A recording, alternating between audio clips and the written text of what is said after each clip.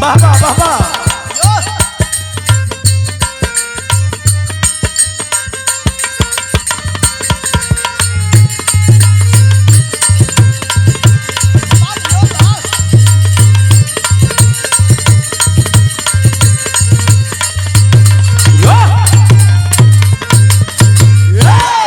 सम्मानित साथियों, हम गायक कलाकार रामहित यादव भोजपुरी लोकगीत बिरहा गायक समा फिल्म के माध्यम से एक ऐसा कांड जो हमारे गोरखपुर जनपद ही नहीं वरन पूरे उत्तर प्रदेश ही नहीं पूरे देश में जो चर्चा बना, लोगों ने हैरानी जताई, जिसके जिम्मे सुरक्षा की जिम्मेदारी है, यानी जब रक्षक ही भक्षक बन जाए, आम लोगों से क्या अपेक्षा कर सकते हैं। ऐसा थी एक ऐसी ही घटना हमारे जनपद गोरखपुर की जो 27 सितंबर को घटी, मजबूरन होकर के बिरहा का रूप देना पड़ा। और बिरहा में कवि जी भूमिका का लाइन लिखलन मास्टर भैया।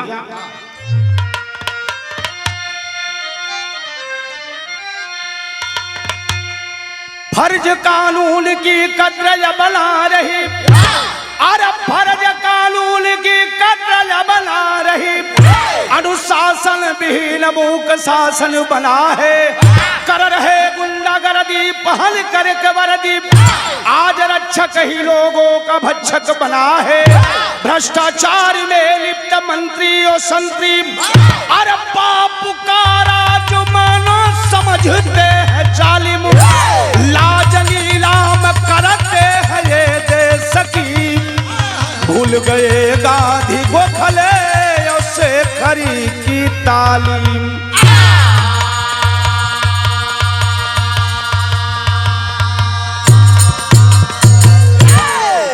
कर रहे गुंडागर्दी पहन करके वर्दी, आज रक्षक ही लोगों का भक्षक बना है। ऐसा थी 27 सितंबर को जो गोरखपुर में घटना घटी, आम लोगों से क्या, आम लोग आज पुलिस प्रशासन से क्या उम्मीद करे। बिरहा में हमारे गजल का लाइन बा मास्टर।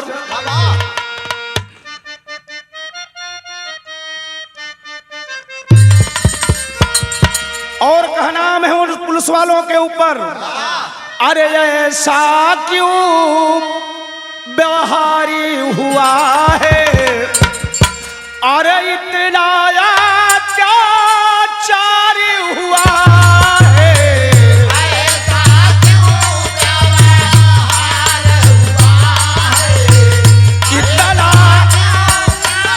अत्याचार हुआ है, ऐसा क्यों व्यवहार हुआ है, इतना अत्याचार हुआ है, ऐसा क्यों व्यवहार हुआ, ऐसा क्यों व्यवहार हुआ है, इतना अत्याचार हुआ है। ऐसे हमारे बिरहा का शुरुआत में सर का लाइन लगल मास्टर।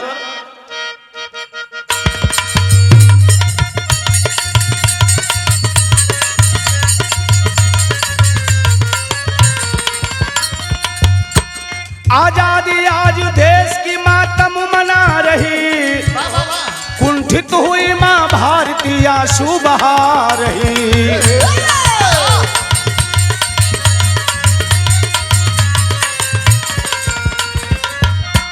गजरा गले स्वराज का टूटा लिए सपना, अपने को यहाँ है आज लूटता अपना,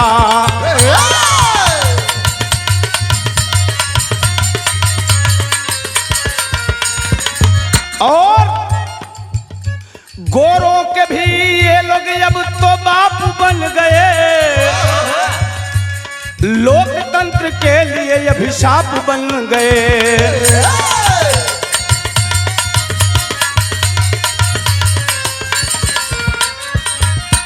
गोरखपुर सीएम सिटी की ये सत्य बयां है, जौने शहर से माननीय मुख्यमंत्री आदरणीय योगी आदित्यनाथ जी है, उसी शहर में इतनी बड़ी जघन्य घटना पुलिस वालों के द्वारा।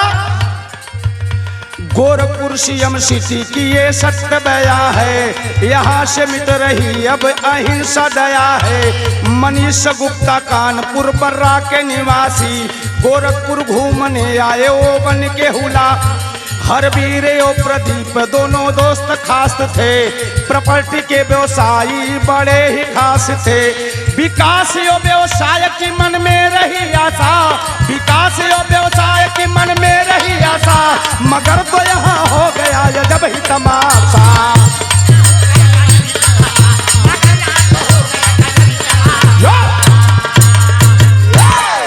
बात समझ ले साथी, 27 सितंबर को कानपुर बर्रा का रहने वाला प्रॉपर्टी का व्यवसायी मनीष गुप्ता अपने दो दोस्त हरियाणा मेवात के रहने वाले हरवीर सिंह, गुरुग्राम सेक्टर 48 के रहने वाले प्रदीप कुमार के साथ में गोरखपुर के रहने वाले अपने पुराने परिचित दोस्त चंदन सैनी, जिनकी मदद से तीनों साथी गोरखपुर घूमने के लिए आते हैं। चंदन सैनी अपने तीनों दोस्तों को लेकर के सबसे पहले गोरखपुर में रामगढ़ ताल की छटा दिखाने के लिए चल देता है। उस समय का बहावा भी राह में तर्ज बदल गया मास्टर।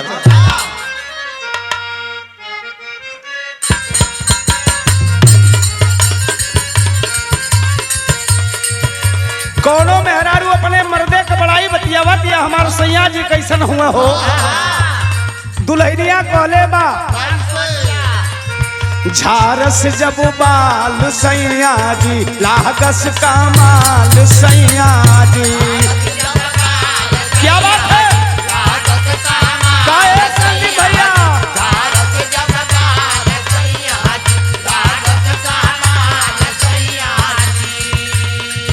बगल से निकाल सैया जी, उड़ावस रुमाल सैया जी।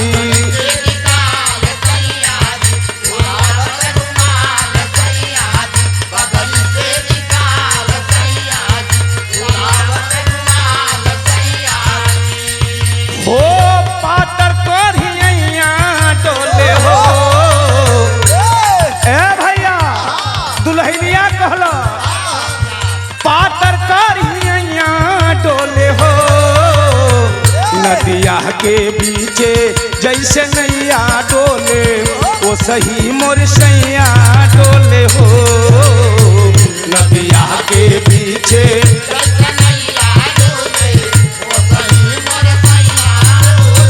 अरे लगल हो।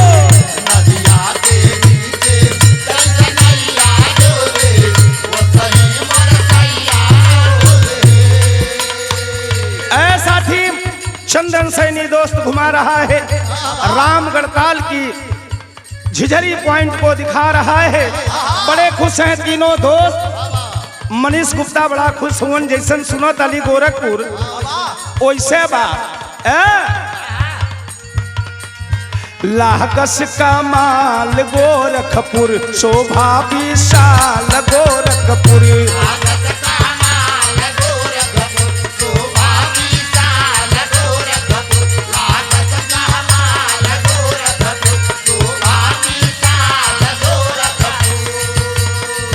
देख के निहाल गोरखपुर, रामगढ़ ताल गोरखपुर। बाहर गोरखपुर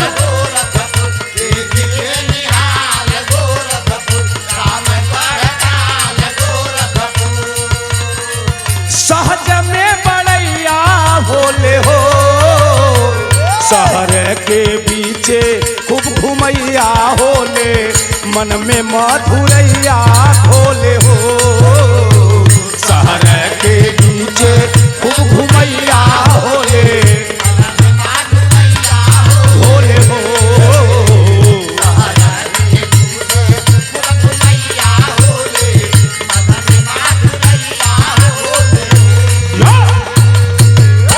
ऐसा थी बड़े प्रफुल्लित होते हैं मनीष गुप्ता, हरवीर सिंह और प्रदीप कुमार चंदन सैनी गोरखपुर का रहने वाला दोस्त घुमा रहा है।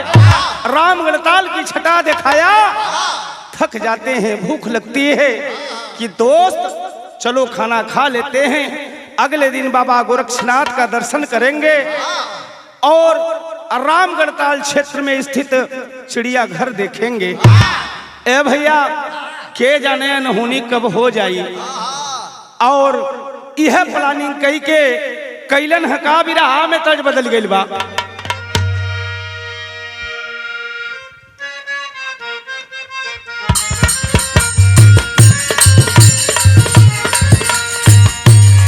बिरहा में नया गीत बा, कोनो लड़की बा अपने मजनुआ के समझावतिया, बहरे तो बहरे इन्ने उन्हें बतिया ले थुआ, कह जला हरकल माने परकल, हमारे घरे मत या घर वाले बड़ा डेंजर हुआ, मर्दों बड़ा मंजल सौकियारा कल बता रे, उ लड़किया बतावत ये हमारे घरे आई बात कुटा जाबा, काहे बदे?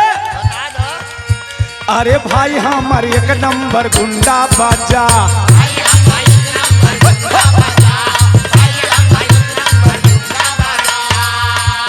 लइकवा कल तोरे भाई के देख ले, कह सुना भाई के देख ले बा बाबूजी बड़ा डेंजर हवा, कहू का करल कह सुना, अरे बाबू हम अमरीश पुरी का चाचा,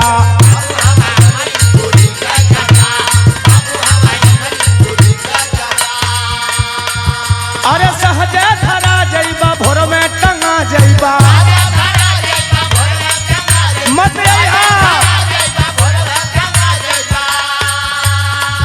अरे सहजे धरा जइबा भोर में टंगा जइबा, अब तोहरा पे लोग धरी माया है। लड़को बड़ा है हर हाल राम बच्चन भाई, लड़कवा कल है अरे घर से निकालो कतरीना गली में सलमान खान आया है, घर से निकालो कतरीना गली में सलमान खान आया है, घर से निकालो कतरीना गली में सलमान खान आया है। ए पंचो चंदन सैनी गोरखपुर का रहने वाला चारों दोस्त घूमत हुन दिखावत हुन गोरखपुर के, अरे शोभा गोरखपुर का कहलो न जा,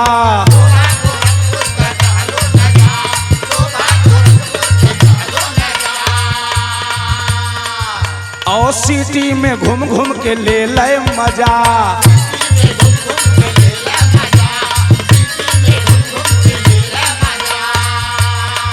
27/9/2021 का घटना बा। ए बाबू भूख लगल मोहद्दीपुर ढाबा पे लेके गईलन हा चारों दोस्त, अरे खाना खिया लैले होटल लिया लैले,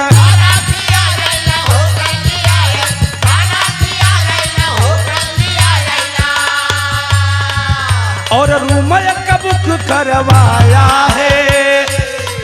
ए भैया उसी तारामंडल एरिया में ही स्थित होटल कृष्णा पैलेस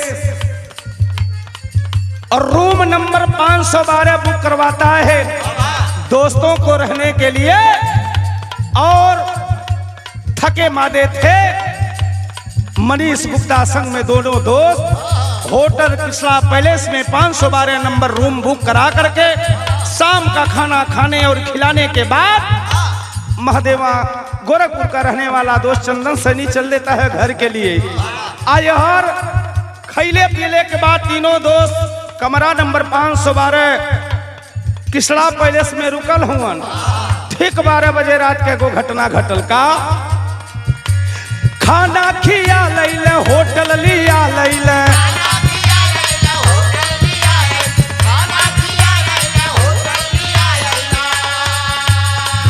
अरे रूम एक बुक करवाया है।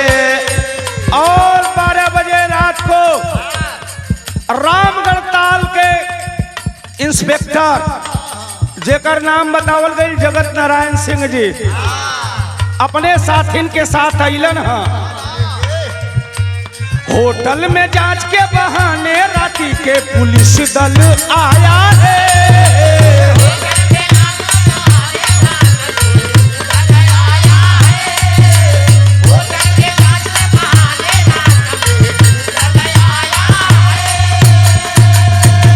ऐसा थी खाने पीने के बाद तीनों दोस्त मनीष गुप्ता व्यापारी, हरवीर सिंह और प्रदीप, कोई सो रहा है, कोई अधकचरे नींद में है।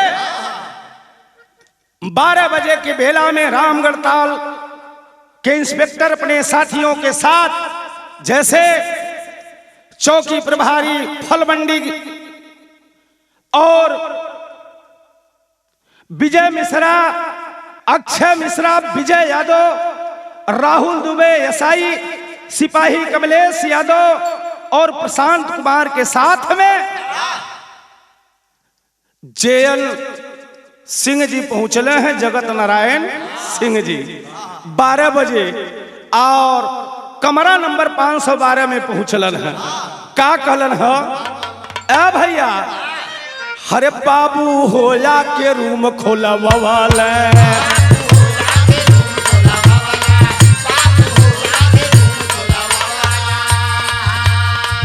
डोरबेल बजाते हैं। दोस्तों ने रूम खोला और चेकिंग के बहाने अंदर घुस गए। कमरा नंबर 512 किसला पैलेस, होटल किसला पैलेस में, और रूम खुलवाते हैं। ए भैया, अरे बाबू हो जा के रूम खोलवाला,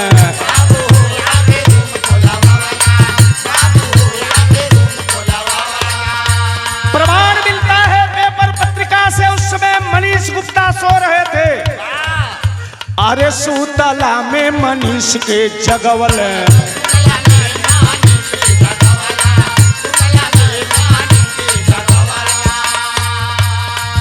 कल्पना कराए भैया, पहली नींद नगल रही। आदमी चाहे जोने पोजीशन में रह, जल्दी उठा लाना, और उठ जाला तो बड़ा गुस्सा लगाला। और हड़काते हुए रामगढ़ताल के उस समय के इंस्पेक्टर जगत नारायण सिंह जी ने मनीष गुप्ता से कहा, क्या? अरे आईडी दिखाओ ना तो काढ़ी लेंगे कीरी, आईडी दिखाओ ना तो काढ़ी लेंगे कीरी, पुलिसवा हो करे लग दादागिरी।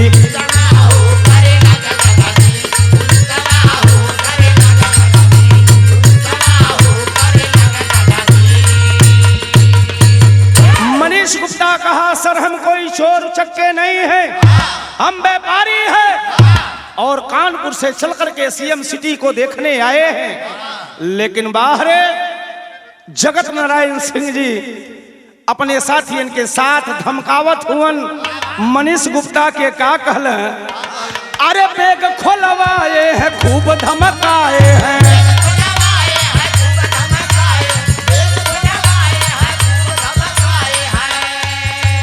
उसमें पढ़ा लिखा नौजवान मनीष गुप्ता प्रतिरोध करता है। मेरी आईडी होटल के काउंटर पे जमा है, देख लीजिएगा। इतने बतियाए बाबू जहर हो गई। जगत नारायण सिंह इंस्पेक्टर कहर बन के टूट पड़ते हैं अपने साथियों के साथ। क्या? बैग खुलवाए हैं, खूब धमकाए हैं,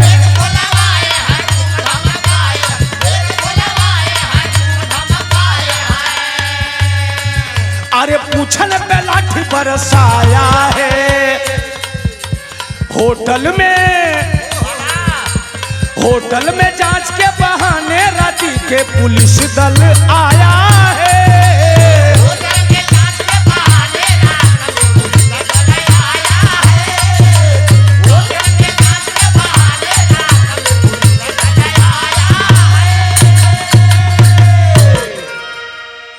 ऐसा थी 12 बजे रात को जब प्रतिरोध करता है व्यापारी मनीष गुप्ता, पारा चढ़ जाती है इंस्पेक्टर जगत नारायण सिंह जी का। अपने साथियों के साथ लहूलुहान कर देते हैं। मारने लगते हैं। ओस में निद्रा जब भंग होती है, हाथ जोड़ करके वह व्यापारी मनीष गुप्ता इंस्पेक्टर जगत नारायण सिंह से कहले हो का कहले भैया।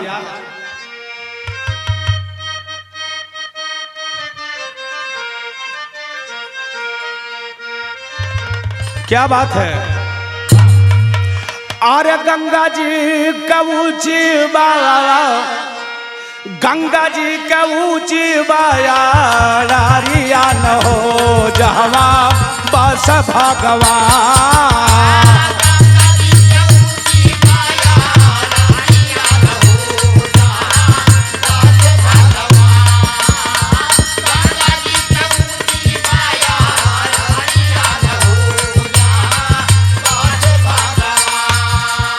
जब मारने लगता है इंस्पेक्टर जगत नारायण सिंह साथियों के साथ में, तब पूछला मनीष दे दो या न हो।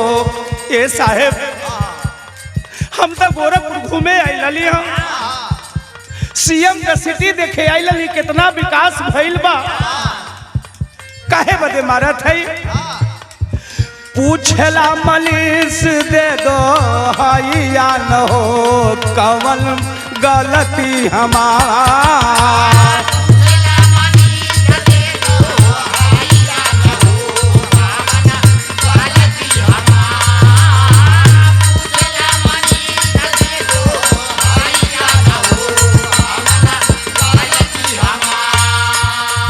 अरे बाप रे बाप, इंस्पेक्टर जगत नारायण का पारा चढ़ गया।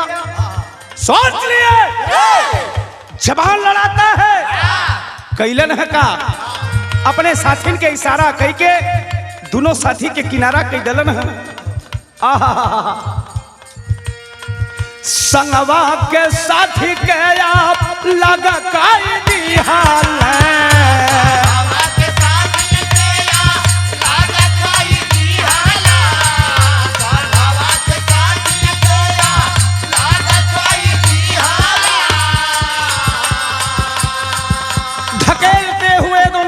बाहर कर दिए और अंदर से रुमवा का डोर तब बंद काई दी हाल है।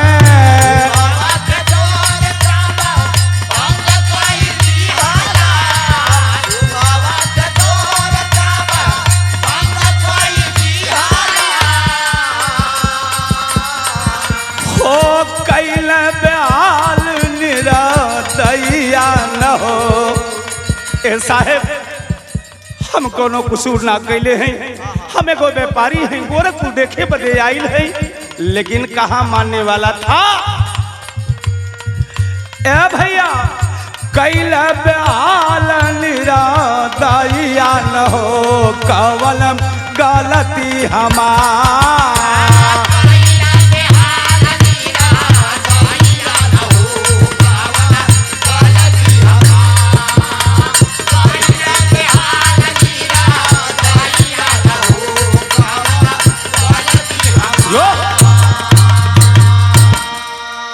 तड़फड़ाने लगता है व्यापारी मनीष गुप्ता बेचारा और टूट पड़ते हैं सब पुलिस वाले। पेपर में प्रमाण मिला है, साथी बिरहा में तेरी के लाइन एक पति बड़ी मास्टर।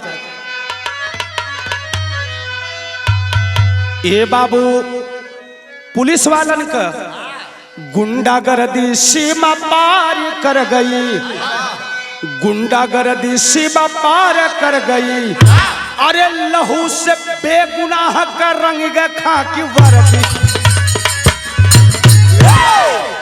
लहू से बेगुनाह का रंग खाकी वर्दी गुंडागर्दी सीमा पार कर गई।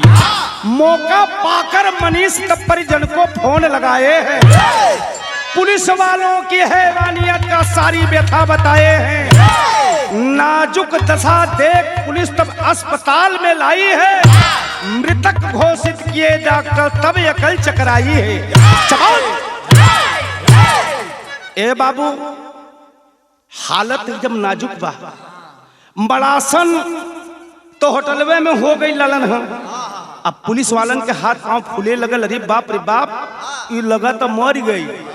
तुरंत गाड़ी में लदल ए बाबू अस्पताल लेके चल रहे, प्राइवेट अस्पताल।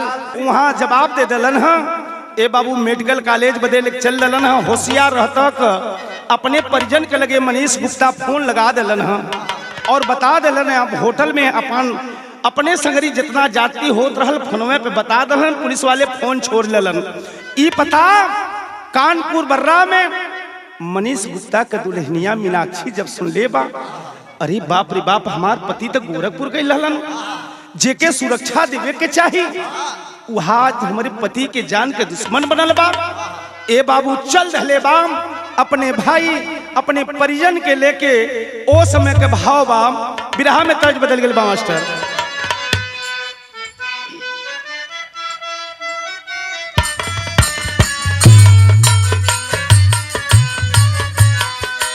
अब बिरहा में वह गीत बा, हमनी का छोड़ी के नागरियानु हो कहवा जालू ये माई।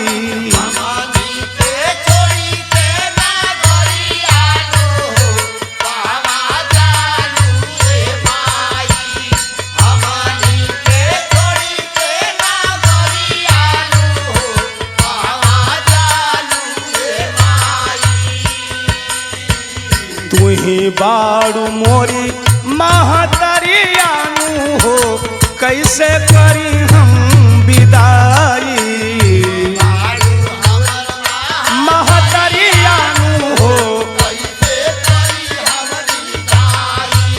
तुही बारू हमर महतरियानु हो कैसे करी हम विदाई। और मीनाक्षी जब फोन लगावे लगल, पति सारा व्यथा होटलवे से बतौलन, फोन ना लगल बा। पुलिस वाले फोन छीन लेलन। वो समय अनहोनी सोच के, अरे विपदा के टूटल है पहाड़ा बानू हो रोवत चलली लुगाई।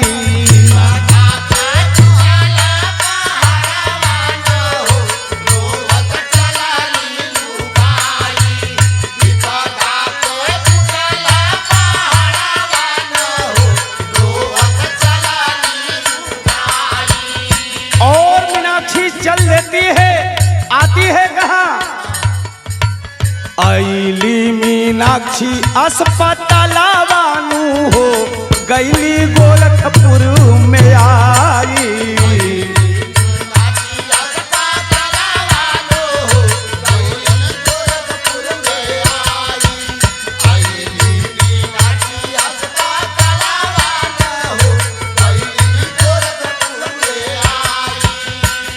बेचारी रात को ही आ जाती है, कहीं सुनवाई नहीं होता है और पुलिस वाले लेकर के लाश को घूमते रहे, केस नहीं दर्ज होता है। मीनाक्षी परेशान है। तब शासन प्रशासन से करें हाथ जोड़िया।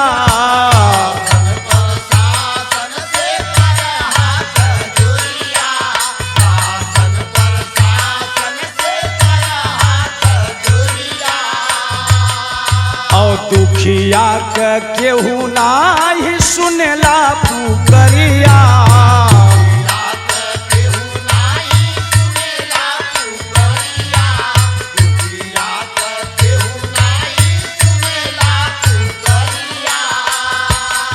अरे विपदा के टूटल है पहाड़वानू हो रोवतिया बेचारी मीनाक्षी। अरे विपदा के टूटल है पहाड़वानू हो रोवत चलली लुगाई।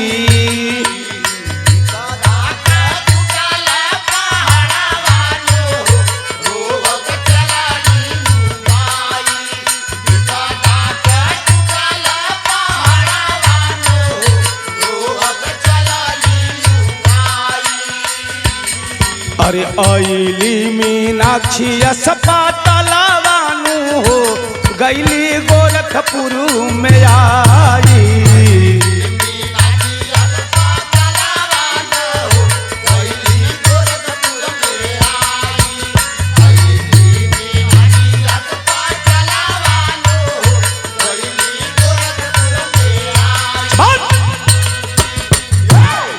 ऐसा थी शासन प्रशासन से गुहार करती है, मदद मांगती है। केस नहीं दर्ज होने की स्थिति में वह मीनाक्षी व्यापारी मनीष गुप्ता की पत्नी उत्तर प्रदेश के पूर्व ओजस्वी मुख्यमंत्री आदरणीय अखिलेश यादव जी के पास सोशल मीडिया के माध्यम से अपनी फरियाद करती है कि अखिलेश जी हमारी मदद करिए।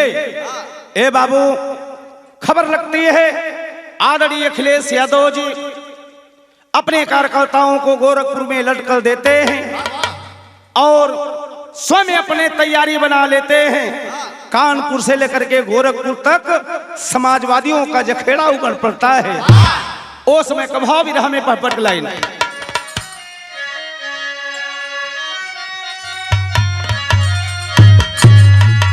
अरे अखिलेश के मन जनहित का जागा जोश होश में आ जाओ, सत्ता का शासक क्यों बैठा बेहोश होश में आ जाओ।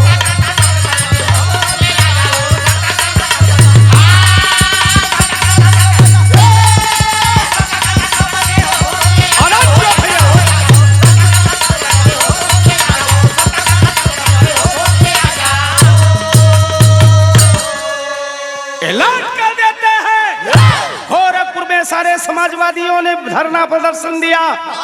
कानपुर में स्वयं जाते आदरणीय अखिलेश यादव जी शासन प्रशासन से मांग करते हैं, अरे मांग किए आरोपी को तुरंत करो गिरफ्तार हो, पीड़ित परिवार को तुरंत प्रभाव से मदद करे सरकार हो। अरे दुखिया का दुख देख हुआ अफसोस होश में आ जाओ।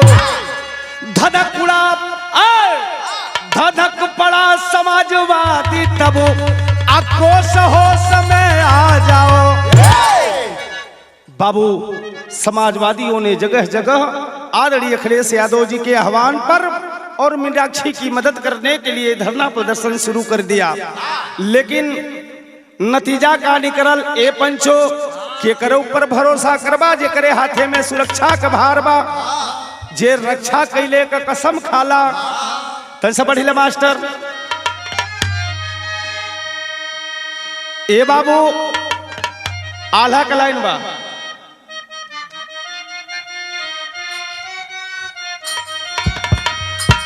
अरे बनी है हत्यारा जबकि देश का सिपहिया भैया।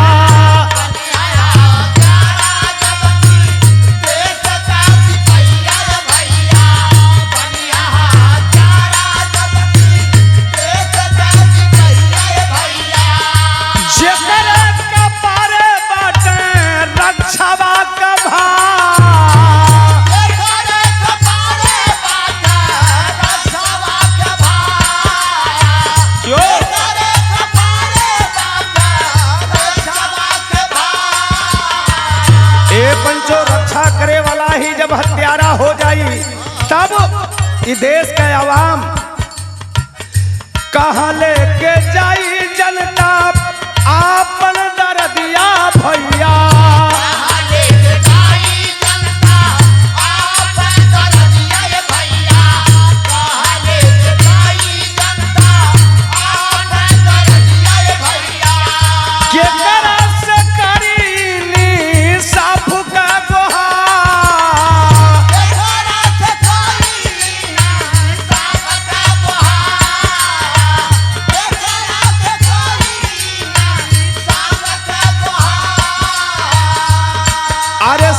सरकार कदम खुलल बानी दरिया, अरे घटना के ऊपर तब भैला बीचा छव हो आरोपियन पे केस दर्ज कइले, लेकिन छव हो आरोपी हो गई लफारा। जो 6 पुलिस वाले थे, सरकार हरकत में आती है, गोरखपुर में केस दर्ज होता है, लेकिन बड़े सुनियोजित ढंग से फरार हो जाते हैं। ए बाबू, और इधर आदरणीय अखिलेश यादव जी जब कानपुर बर्रा में पहुंचते हैं स्वर्गीय मनीष गुप्ता के घर पे, तब अरे 20 लाख रुपया अखिलेश भैया दिहाल, अरे जे कर भारी बाटा पीड़ित परिवार। ऐसा थी और सरकार के तरफ से अरे 10 लाख रुपया मीनाक्षी के नौकरी।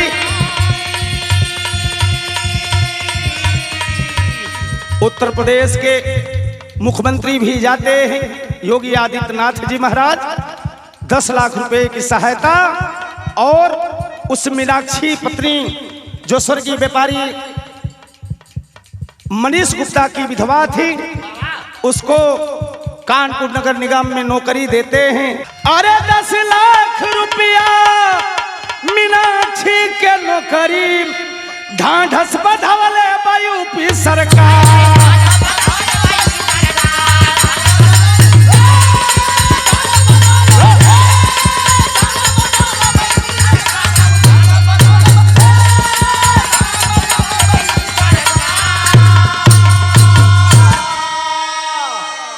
लेकिन साथी कोई कितना रुपया धन दौलत दे दे, जब जीवन साथी चला जाता है इस दुनिया से, धन दौलत जीवन साथ नहीं निभाएगा।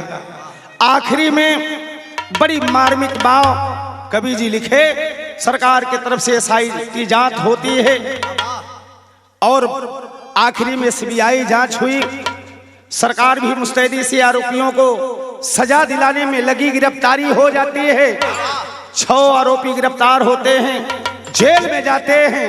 लेकिन गीत के माध्यम से यह प्रश्न लगता है कि हमारे देश के रक्षक ही, जिनके ऊपर लोगों की जिम्मेदारी है सुरक्षा करने की, जब वही दानव रूपी काम करेंगे तो ये मानव कहां जाएगा। आखिरी लाइन में कहना अम्मा,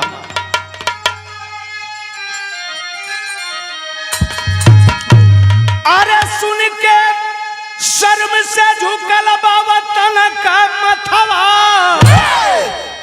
पुलिस अधिकारी इतने बड़े जिम्मेदार पद पे रहते हुए एक जघन्य हत्या, एक व्यापारी की निर्मम हत्या, सुन के शर्म से झुकल बाबा तन का मथवा। कबले खून से रंगाई हो पुलिस का हथावा।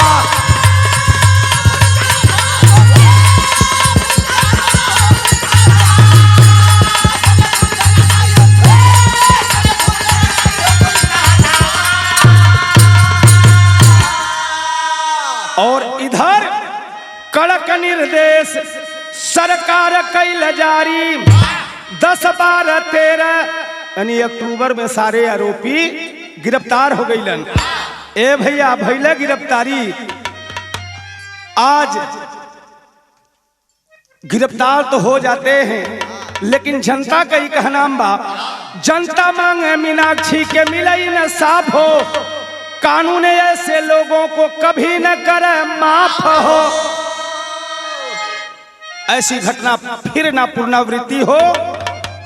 धन दौलत ए बाबू कामे ना आई, धन दौलत ना निभाई, बन के जीवन सथवा। कबल खून से रंगाई हो पुलिस का हाथ।